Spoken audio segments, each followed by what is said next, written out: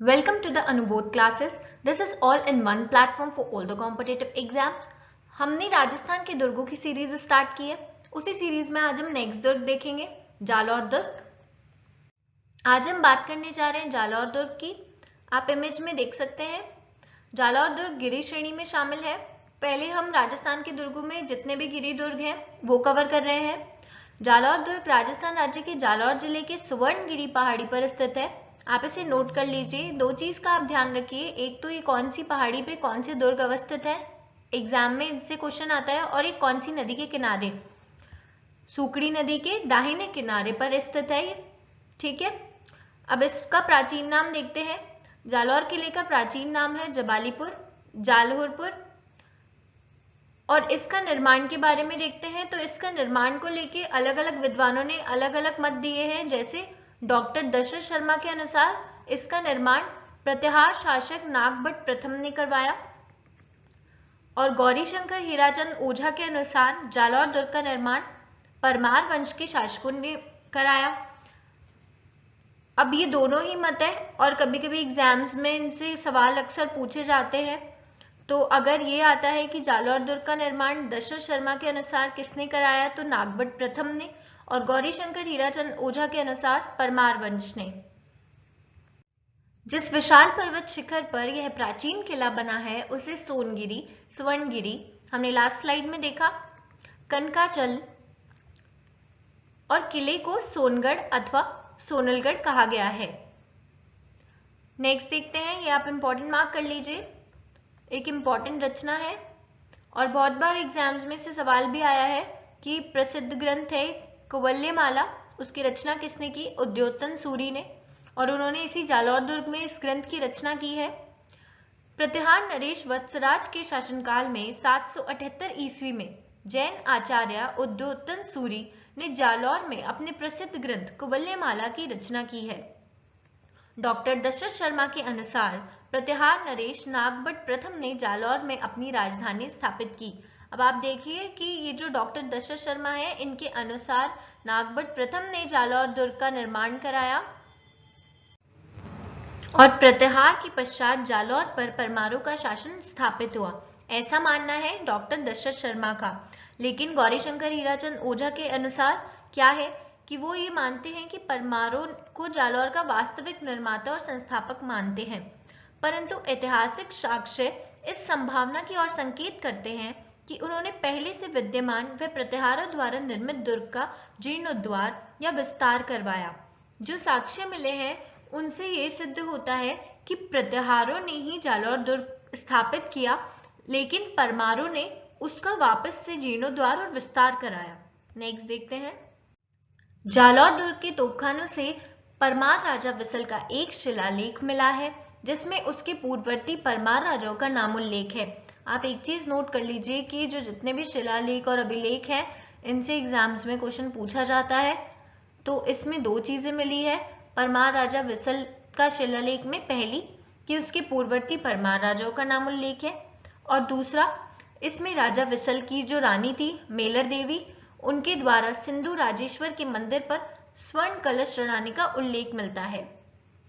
क्योंकि कभी कभी ऐसा क्वेश्चन बनाते हैं कि सिंधु राजेश्वर के मंदिर पर स्वर्ण कलश चढ़ाने का उल्लेख कौन से शिलालेख में मिला है, या परमार राजा विसल का शिलालेख के बारे में दे दिया और कौन सा कथन सही है कौन सा गलत है. तो आप इस चीज को नोट कर लीजिए. नेक्स्ट देखते हैं, नाडौल के चौहान वंशी युवराज कीर्तिपाल ने जालौर पर अधिकार कर परमारों का वर्चस्व सदा के लिए समाप्त कर दिया था, और इसी प्रकार कीर्तिपाल चौहानों की जालौर शाखा का संस्थापक भी था. तो ये इंपॉर्टेंट शासक है और इन्हीं के लिए माना जाता है, कीर्तिपाल चौहान के लिए ये काफी प्रतापी शासक थे. चौहानों की जालौर शाखा का संस्थापक भी नहीं माना जाता है. नेक्स्ट देखते हैं, सुंदा पर्वत अभिलेख.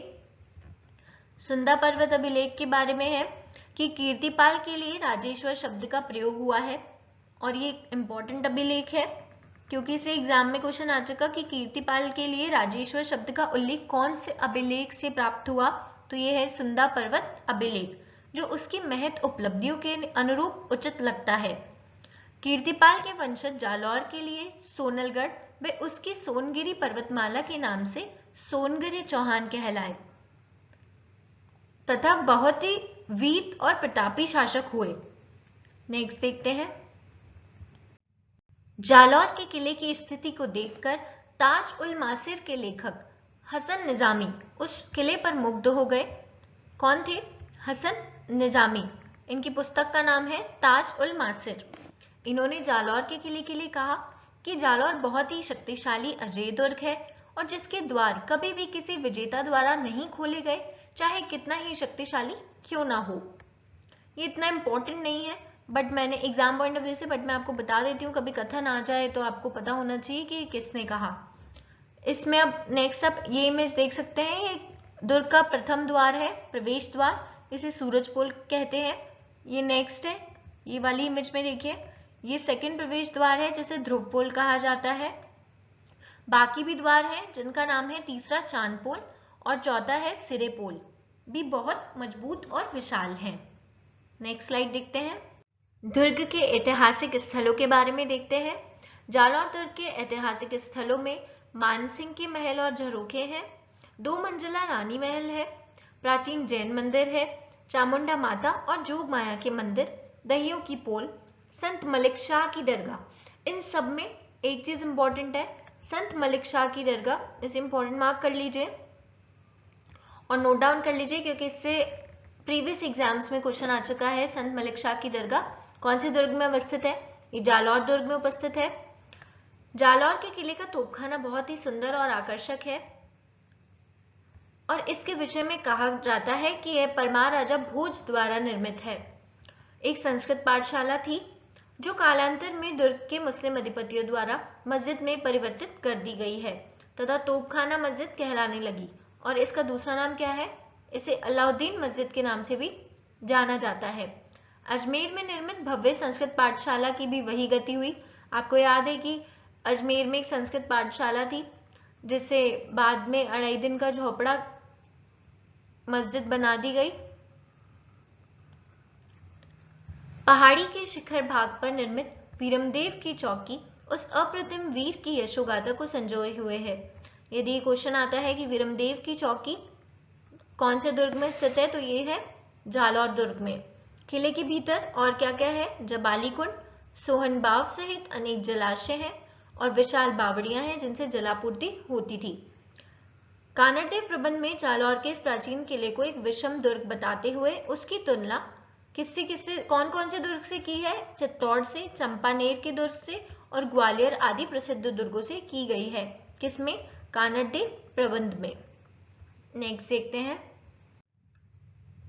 एक्चुअली मैंने आपको ऑलरेडी साके पढ़ा दिए हैं पर मैंने सोचा यहाँ थोड़ा मैं रिवाइज करा देती हूँ आपको। राजस्थान के साकों की सीरीज में मैंने जालौर दुर्ग के साकों के बारे में आपको बताया था, लेकिन हम यहाँ पे एक बार रिवीजन कर लेते हैं।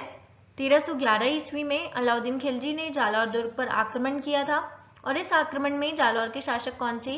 कानड़देव सोनगरा। मैंने आपको बताया था कि जालौर दुर्ग पर आक्रमण करने जा रहे थे तो उससे बीच में सिवाना दुर्ग पड़ा था, आपको कुछ याद आया हो तो। पहले वहां पर आक्रमण कर दिया था, फिर जालौर दुर्ग पर आक्रमण किया था। वहां के शासक थे कानड़देव सोनगरा। जालौर आक्रमण के दौरान कानड़देव सोनगरा के साथ विश्वासघात किसने किया था? उनके सेनापति थे बीका दहिया, अर्थात बीका दहिया ने जालौर दुर्ग के गुप्त रास्ते अलाउद्दीन खिलजी को बता दिए थे। जालौर आक्रमण के दौरान अलाउद्दीन खिलजी ने जालौर दुर्ग पर अपना अधिकार कर लिया था और मैंने आपको ऑलरेडी बताया था कि जालौर दुर्ग का नाम बदलकर जलालाबाद रख दिया गया था। अब एक ये इंपॉर्टेंट मार्क कर लीजिए, काफी इंपॉर्टेंट है और प्रीवियस एग्जाम्स में इससे बहुत बार क्वेश्चन आ चुका है, आगे भी आने की संभावना है कि इस युद्ध का वर्णन कानड़देव प्रबंध तथा वीरमदेव सोनगरारी बात में किया गया है। और इनके लेखक कौन है? इन कानड़देव प्रबंध और वीरमदेव सोनगरारी बात के कवि हैं पद्मनाभ। इनसे या तो मिलान का क्वेश्चन आता है या फिर डायरेक्ट भी पूछ लेते हैं कि कानड़देव प्रबंध के कवि कौन है या वीरमदेव सोनगरारी बात।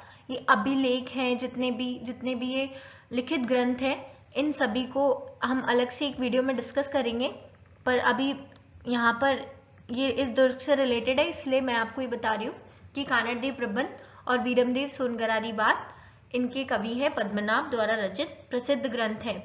आज के लिए इतना ही। Stay tuned with us. Like, share and subscribe our channel. Thank you so much.